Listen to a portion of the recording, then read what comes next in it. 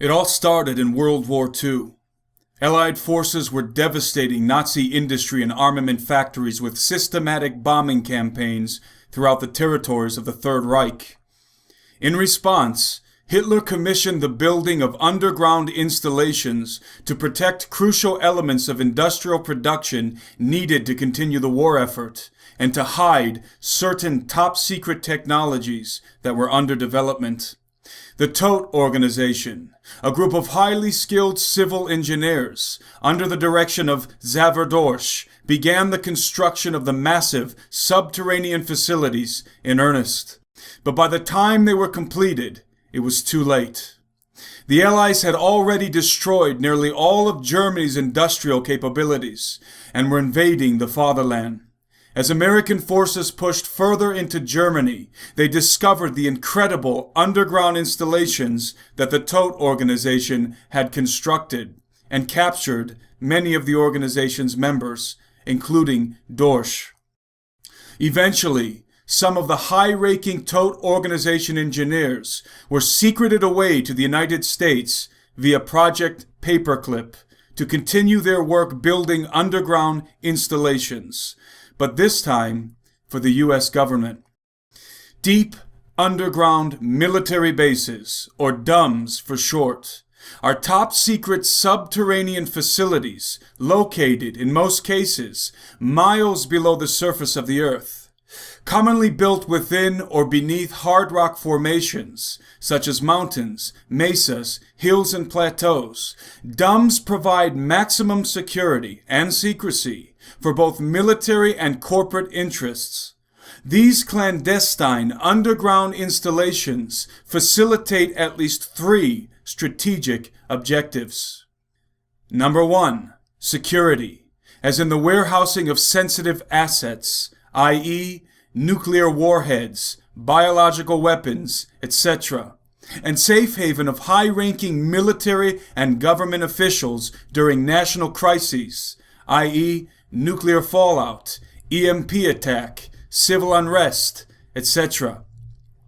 Number 2, secrecy, to conceal the research and development of highly classified technologies, especially those derived from antediluvian and/or non-human origin. Also, to conduct controversial experimentation, especially relating to behavioral modification, genetic engineering, and human cybernetics. Number 3, subversion, to subvert public scrutiny and rule of law, as in the Constitution and Bill of Rights, in pursuit of technological, political, societal, and financial objectives. Though the existence of most of these dumb installations, no pun intended, is officially denied, some of them have surfaced into public awareness, such as the Cheyenne Mountain Complex, formerly the home of NORAD, and the Mount Weather Complex. The well-known, yet officially undisclosed Mount Weather Emergency Operations Center, also known as the High Point Special Facility, located in the Blue Ridge Mountains of Virginia, is a continuity of government complex operated by the Federal Emergency Management Agency, FEMA. Completed in 1958, the classified installation beneath Mount Weather was originally designed to be a relocation site for the highest-ranking officials in government, including the President of the United States and his cabinet. Often described as a subterranean city, the base includes a hospital, crematorium, dining and recreation areas, sleeping quarters, an emergency power plant, dozens of office buildings, some of which are 3 stories high, a radio and television studio, which is part of the emergency broadcasting system, and a special train that connects to strategic locations throughout the country, utilizing a high-tech and hidden transit system. The Very High Speed Transit System, or VHST, was a RAND Corporation concept presented to the military-industrial complex in the 1970s. The RAND Corporation described the concept as follows. A very high-speed transit system operating in its own rarefied atmosphere in evacuated tubes in underground tunnels. Most cases considered took less time to go coast to coast, as in 21 minutes, than it takes an aircraft to climb to an efficient operating altitude. VHST's tubecraft ride on and are driven by electromagnetic EM waves. In accelerating, it employs the energy of the surrounding EM field. In decelerating, it returns most of this energy to the system. Tunnel systems would be shared by oil, water, and gas pipelines, channels for laser and microwave waveguides, electric power lines including superconducting ones, and freight systems. Environmental and economic benefits are substantial, and the technology for building and operating the system exists. Although the VHST was never to be developed for the benefit of the public, it was, nonetheless, quietly constructed beneath our feet for military application. There now exists a vast network of subterranean tunnels through which an electromagnetoleviton train, or maglev train, passes at speeds in excess of Mach 2. The maglev train, suspended on electromagnetic waves 3/4 of an inch above a monorail, and moving faster than the speed of sound through a near frictionless vacuum, is able to traverse the distance between Los Angeles and New York City precisely as the RAND Corporation predicted, in under 30 minutes. As unbelievable as it sounds, maglev technology is not science fiction, and is even now finally being considered for above-ground civilian application, though with inferior speed capabilities. The secret construction of both the VHST and the DUMS that they network together was made possible by top-secret nuclear-powered tunnel boring machines called subterranes, the patents for which, coincidentally, were filed in 1972 by scientists working at Los Alamos National Laboratory. Due to the advanced technology employed in these machines, exceptionally large tunnels can be made at incredible speeds without generating residual debris. In his book, Underground Bases and Tunnels, Dr. Richard Sauter explains, nuclear subterranes work by melting their way through the rock and soil, actually vitrifying it as they go, and leaving a neat, solidly glass-lined tunnel behind them. The heat is supplied by a compact nuclear reactor that circulates liquid lithium from the reactor core to the tunnel face, where it melts the rock. In the process of melting the rock, the lithium loses some of its heat. It is then circulated back along the exterior of the tunneling machine to help cool the vitrified rock as the tunneling machine forces its way forward. The cooled lithium then circulates back to the reactor, where the whole cycle starts over. In this way, the nuclear subterrane slices through the rock like a nuclear-powered 2,000 degree Fahrenheit earthworm, boring its way deep underground. The United States Atomic Energy Commission and the United States Energy Research and Development Administration took out patents in the 1970s for nuclear subterranes. The first patent in 1972 went to the U.S. Atomic Energy Commission. The nuclear subterrane has an advantage over mechanical tunnel boring machines in that it produces no muck that must be disposed of by conveyors, trains, trucks, etc. This greatly simplifies tunneling. The underground base at Mount Weather is an impressive facility, but it is by no means the largest or the deepest beneath the soils of the United States. The construction of modern DUMS employs technology vastly superior to what was available in the 1950s. We now have the capability to build veritable cities over 10 miles below the surface of the earth, completely undetected by the public. Massive multi-level complexes have been constructed in secret with funding from the black budget, literally right under our noses, out of sight and out of mind. In fact, at this present time, according to inside sources, there are over 200 deep underground military bases in the United States alone, and many more in various countries all over the planet. In light of this incredible reality, a glaring question presents itself. How can something so vast, expensive, and ubiquitous be kept secret for so long? In other words, where are the whistleblowers? Enter Phil Schneider. For 17 years, Phil Schneider, an accomplished geologist, structural engineer, and explosives expert, worked on black budget projects for the United States military and multinational private contractors. Possessing a level 3 security clearance, Rhyolite 38, and a near genius level IQ, Phil was versatile in many capacities, but his primary occupation involved the design and construction of deep underground military bases, including some of the most infamous installations on the planet, such as the Area 51 and S4 facilities in Nevada, as well as the Los Alamos and Dulce facilities in New Mexico.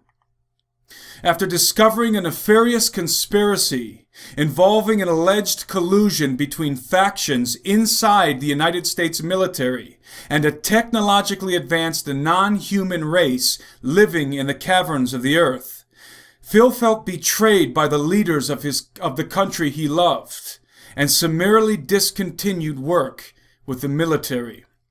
Disillusioned with the government and enraged at the assassination of his colleagues working in black projects and of his closest friend, Ron Rummel, Phil Schneider decided to break his oath of silence and disclose the top secret activities in which he had been intimately enveloped for so many years. From 1994 to 1996, he lectured all across the country, even under a constant threat of death. In fact, in his final year on the lecture circuit, Phil survived 13 separate assassination attempts involving firefights, car chases, and hand-to-hand combat. However, sadly, the 14th attempt on his life would succeed. On January 17, 1996, Phil Schneider was found dead in his apartment in Wilsonville, Oregon. He was brutally tortured and then, with his hands bound behind his back, was slowly asphyxiated by a catheter tied around his neck. Although Phil's death was dubiously declared to be a suicide, all of the material evidence he carried with him on the lecture circuit, including official documents proving his allegations, along with photographs and fragments of secret alloys used in reverse-engineered military craft, were missing. Besides all of this, Phil had lost the index and middle finger on his left hand in a bizarre incident. There was simply no way that he could have tied the catheter tight enough around his own neck to kill himself. For telling the truth, Phil Schneider paid the ultimate price. So rather than cite his testimony, I will let Phil speak for himself. I'm Phil Schneider.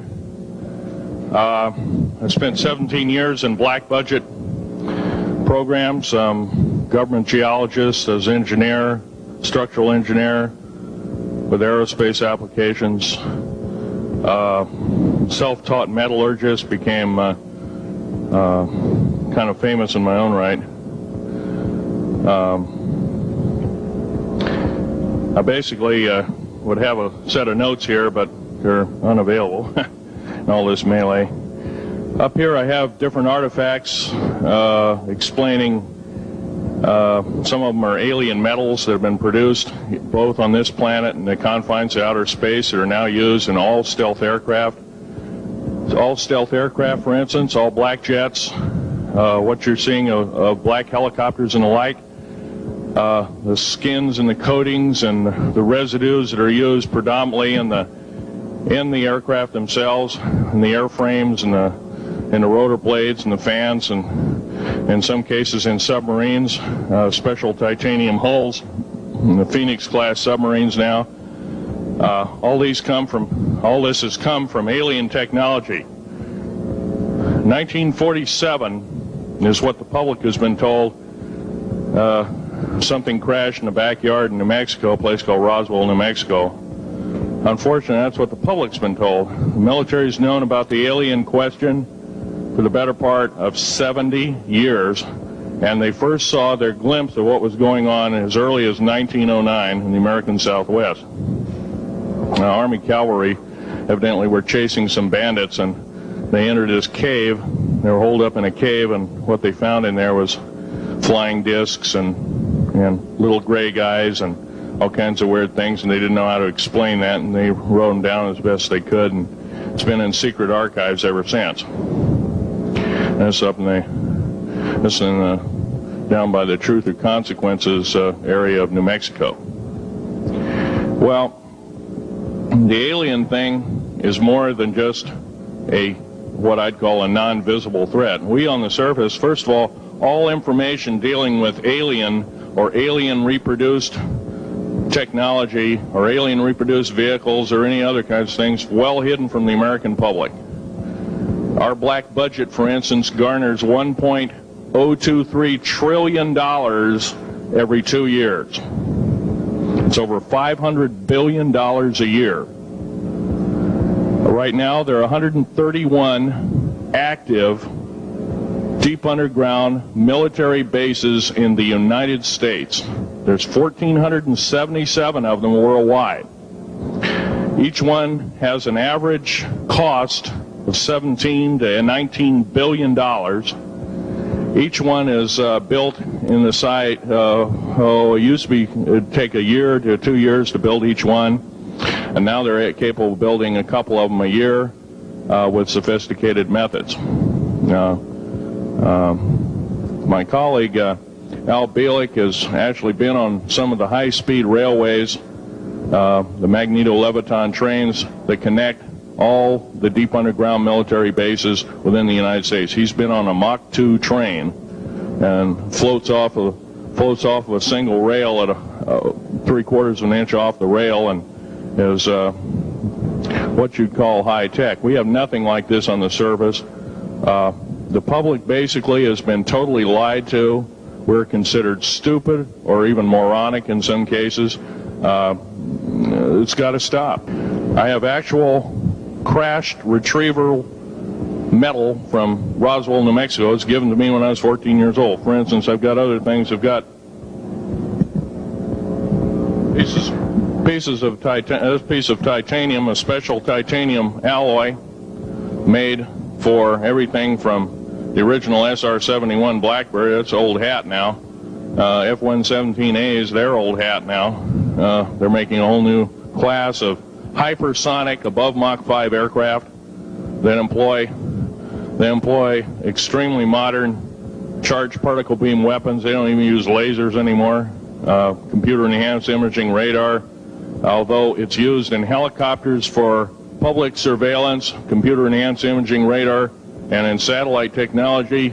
The brand new kid on the block is a kind of infrared technology where a satellite 150,000 miles out in a geosynchronous orbit, or not quite geosynchronous orbit, but these spy satellites can literally look in and see a dime on the floor, say on your kitchen floor. They have a resolution factor of 99.999961. This particular piece of metal, I'm going to drop it on the floor here. It'll kind of ring like a bell. You can't break it.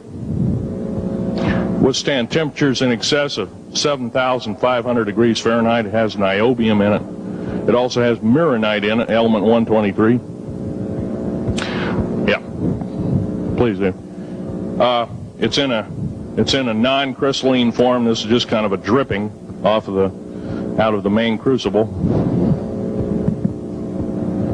Here's a crystalline example. It's in the scalenohedral crystalline form. We got this from the large grays technology. This is grown in the confines of outer space, which has not quite a super vacuum, but by the way, this is capable of withstanding temperatures in excess of 10,000 degrees Fahrenheit. It's great for certain parts of aircraft. This kind of material I work with on a daily basis. Up here we have a transparency of Groom Lake.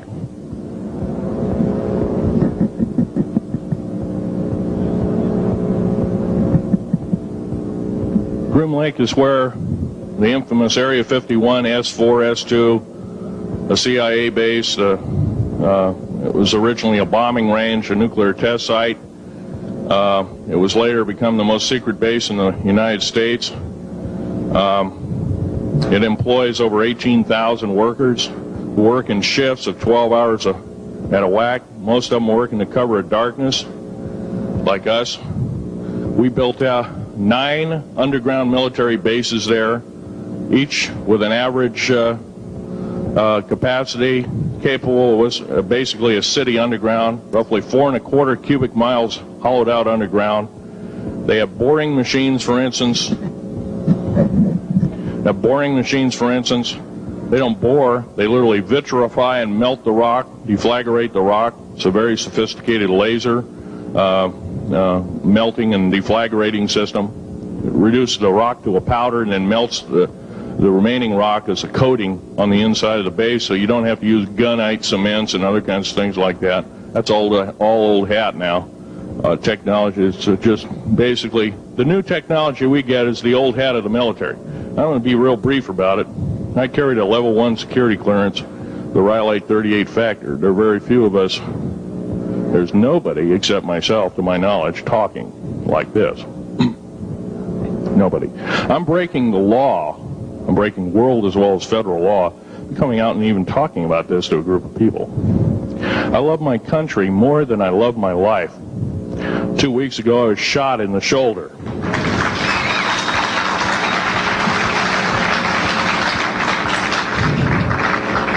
I don't want to gore you women out, but I was shot in the shoulder up here. I recently have become friends of a retired FBI agent who took me under the wing. He says, I've never seen a person braver than you. And I said, well, there's more coming. Our patriot movement in these United States is going to pick up the ball, and we are going to kick the parasites out. But I'm going to be real blunt about it. The government that is now instilled in ruling over us are ruling as we're serfs and they're the kings and queens. Now, that's a feudal system. That isn't even a democracy. We are now being ruled by an autocracy and a technocracy. In other words, technical knowledge as rules as king, with a feudal type system. Feudal systems haven't been used in the last 350 years, and they're coming back like gangbusters. If we are complacent, if we do not speak out in droves, and I'm not just talking about me, I'm talking about a bunch of us getting together and getting on this stump and loving our country more than we love our lives, getting on, some of us are going to get killed. I almost got killed a couple of weeks ago. Hadn't been for an FBI, a retired FBI man who risked his life, his career, everything, put it all on the line, and he didn't know me from Adam. A week prior to that, he listened to one of my tapes I gave up in Post Falls, Idaho, and I'm going to be very blunt about, he said that we need a lot more of you, but unfortunately we're not getting anybody. In working with the black projects, I was very loyal. I was picked because I was very strong mentally. There's a bunch of us that were picked because we don't crack under pressure. We don't freak under pressure, so to speak. Everyday events don't bother us. Now, I was involved in something very controversial, almost totally unbelievable to most of you. During the unbelievable part, I was involved in building another base inside of Dulce, New Mexico, which is Los Alamos Laboratory. It's a biological laboratory. On the southwest part of the Archuleta Mesa, we built an underground facility, a better part of 3 cubic miles hollowed out underground. Then to the southwest of that, we were in the process of the early stages of building. We drilled 4 large tunnel-like holes. Some of them ran 2.5 miles under the surface. Number of the original wells or drilling machines that were used were at the rate of 2 miles a day. It was fairly rapid. The equipment kept coming up broken. So we wanted to go down, we wanted to send somebody down there, a human observer, or human observers in this case, to find out what was going on. Well, to our total surprise, first of all, the government knew all about it. They didn't tell anybody. When I saw Green Beret and Black Beret people encamped inside of our geologist camp, I knew something was up, the gig was up. First of all, I knew all about the alien agenda. I'll explain that in a few minutes. The large alien grays had been encamped there for as best as believed possible about 400 or 500 years. It had been one of their internal bases. And we'd drilled holes right on top of it. All the stinking air, all the black sooty air came right out as soon as the first hole was sunk, and all this soot came up, and well, that's when all the hell broke loose, really, all started. Anyway, after we drilled all 4 holes, it took about 2 days to drill all 4 of them. And when you build an underground base, you drill 4 basic holes, and then you build called stopes or cross-member holes across, and then you use blasting equipment, special blasting equipment by the analyzation of the rock formation, and you literally blast out or tunnel out or deflagrate or melt rock out to build the large rooms that are required for this underground base. Well, in this process, I was lowered down the basket of one of these holes, and about from me to this elderly woman here in the front was sitting a 7-foot-tall alien gray. The stench was worse than the worst garbage can you can imagine. The person the entity was absolutely horrible. I didn't waste any time. I reached for my pistol. At that time, as an engineer, I didn't have time to carry all the folderol of one of these big submachine guns that all the sea spray and the yellow fruit and all the outer perimeter and inner perimeter security people carried. I carried a little Walther PPK pistol with a 9-shot clip. This was in late August of 1979. Now, you got a regular suit of clothes, you got a regular clothes on, plus you're in almost like a spacesuit environment, and you're reaching for a gun. It's not the easiest thing to do, and then to pop a clip in it and start shooting. And I killed 2 of them. Yes, they're mortal, and they do die. However, in the process, one of them did this. All I remember is that he just kind of waved his hand in front of his chest, and the next thing I know, this blue beam hit me and just literally opened me up like a fish, and burnt my fingers right off of me. And it was some form of electrical force, because the kind of like being hit by a lightning bolt burned all my toenails off of me. Completely crispy crittered my left foot, burnt the shoe right off of me. All I remember is the smoking remains, and I'm still conscious, but in and out of, I didn't remember much. And there was a Green Beret that was right behind me that risked his life. In fact, he died.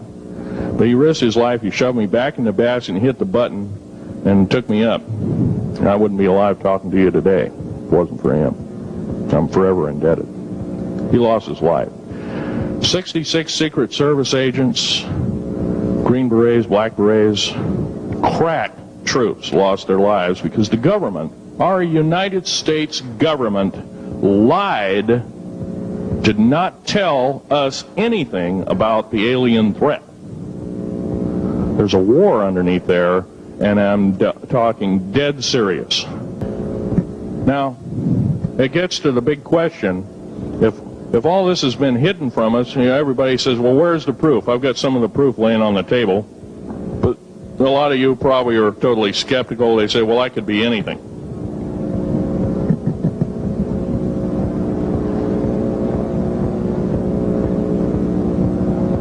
In my hand here, I have a piece of what's called corbamide. It's the heaviest element in the world. Element 140. This piece of material weighs 15 ounces. It's 3.5 times the weight of uranium. It cannot be made to emit gamma rays. It cannot be isotoped. It is totally stable. It is used in all stealth aircraft and all Phoenix-class submarines. When combined with other alien elements, it is impregnable. It cannot be melted with charged particle beam weapon. When properly combined in secretive compounds, it can withstand temperatures in excess of 10 million degrees Fahrenheit. This particular piece of metal is an amazing piece of technology. It's capable of being grown in 15 different crystal systems. Now, I'm a geologist, and I, prior to 15 or 20 years ago, knew of only 6 crystal systems. There's actually 15, if you count all the alien metals. Now, this is only element 140. If you look at the local periodic table in your local library, it says 104. Somewhere down the line, we've been lied to, we've been cheated. What we have to do is we have to literally ask for the truth. If we cannot ask for the truth, we must demand the truth. We must take it before courts of law in common law systems, and we must demand it. After the great firefight, the alien-human war, I am the only living survivor talking about it worldwide at all. Only one. The other 2 are in nursing homes in Canada, and the Canadian government refuses to allow any U.S. people, including myself, to talk to them because they are afraid of kidnap. Probably the reason I got shot to pieces and 11 attempts on my life is I am a direct threat to the entire system. The New World Order, the alien agenda is one and the same. It's world takeover and the decimation of the population of this planet. Now, I'm going to tell you something a little bit different about the alien species. The bad news ones, there are 9 races of alien populations. To look at a human being as a bag of food. They're not cannibals. They don't eat the flesh and the bones and all that kind of stuff. They use the glandular secretions of animals and human beings as a mixture of the vitamins for their food. They get high off of our adrenal gland substances called adrenal chrome. It's something like cocaine to them. Now, what can we do about it? Right now, if we do nothing, we can do nothing about it, and it will continue to go on. Basically, we'll be led in the dark, and you'll keep seeing more and more people disappear. Right now, there's 100,000 children totally unaccountable through FBI archives, cannot be traced anywhere. They haven't been murdered. Nobody's ever seen them. I think they're hauled underneath in some of these bases, and they are summarily done away with, and they are literally eaten. Now, that is a scary thing indeed. Area 51 is only one base, one of the 131 bases. Of these 131 bases, I call Area 51 a mega base. It's got more than one base in it. It's Tonopah Test Range, Area 51, S2, S4, Groom Lake, and a host of others. Now, these mega bases are gobbling up our gross national product. Right now we're spending 28% of the gross national product on building underground bases solely. That doesn't count for the defense budget. That doesn't count for the spare parts budget. Doesn't count for any of that at all. And the black budget is dead wrong. It sidesteps the United States Congress and its Constitution of its people and says you're a bunch of morons you don't need to know. Well, a need-to-know basis is an executive order written during the Eisenhower era right after the created 1954 treaty and is treasonous and illegal in this country and should be overturned and abolished. I have a young family. I have an ex-wife and child. Defense Intelligence Agency goons tried to kidnap my daughter not too long ago. My ex-wife, working in the state government services in Oregon, picked up her .22 handgun, shoved it in the back of the neck of this one person. Give me my daughter back. If I don't, I pull the trigger. Gave the daughter back. Good choice. Now, the remark that my ex-wife had to say to this individual was, if I ever see you again in any way, shape, or form, I will kill you on sight. You're an abuser of children, therefore I suffer to you that you should not live. By the way, she threatened a federal agent. She should be in jail, blah, blah, blah. Nothing like that's happened. These people don't want publicity. I shot a federal agent 16 days ago. Shot him dead when I was bleeding to death with a shoulder wound that he'd shot me. He had shot at a retired FBI agent who theoretically carries the same covering as a Secret Service agent. Got protection forever. He's a cop forever, federal cop forever. Now, that doesn't mean a whole lot. I made a report and went to the FBI. Do you realize, you know what they said? They said, things like this happen, Mr. Schneider. We don't either believe you, I'm using that as my own italics, or we don't give a damn.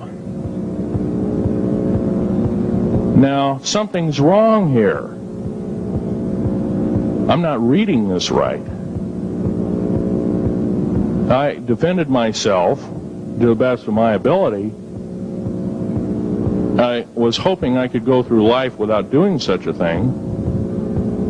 And maybe some of you have actually defended your own life in a similar fashion. It's very sad you have to shoot or kill somebody. Maybe some of you were police officers and have had to do the same. And I don't know if you ever kill a human being, you're never the same as a person who never has killed a human being. Is with you for the rest of your days.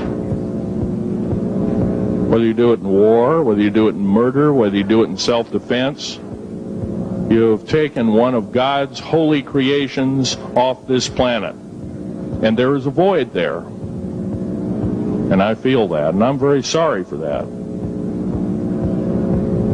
But I had to defend myself.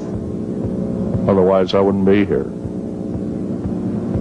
My message must continue. I'm doing it on my own money. And I'll continue to do it. As long as it takes. As long as I've got to live. I've got cancer. I'm dying. The radioactive substance that I got hit with in 1979, late August of 79, it's a similar form of aplastic anemia. It affects your blood and your bones. My bones are extremely brittle right now. No cure. The government never told me about that, by the way.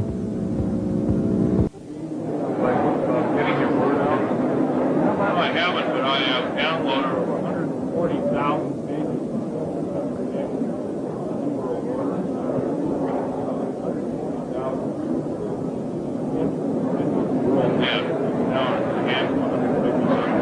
Would you go on down the line? How about yourself? We'll take anything and everything to get the word out. If the testimony of Phil Schneider is simply too incredible for you to believe, consider this. Men are not assassinated unless they pose a legitimate threat to someone. Those who are conspiring in secret beneath our feet, subverting our laws, and dancing with the devil, will go to any length to conceal their deeds, and will eliminate anyone who dares pull back the curtains and expose the works of darkness to the emancipating light of truth. Finally, I am compelled to bring this analysis to a conclusion with 2 verses from the Bible. Woe to those who seek deep to hide their counsel far from the Lord, and their works are in the dark. They say, "Who sees us? And who knows us?" For my eyes are on all their ways. They are not hidden from my face, nor is their iniquity hidden from my eyes. Reporting for SteveQuayle.com, I'm Timothy Alberino, and that's my analysis.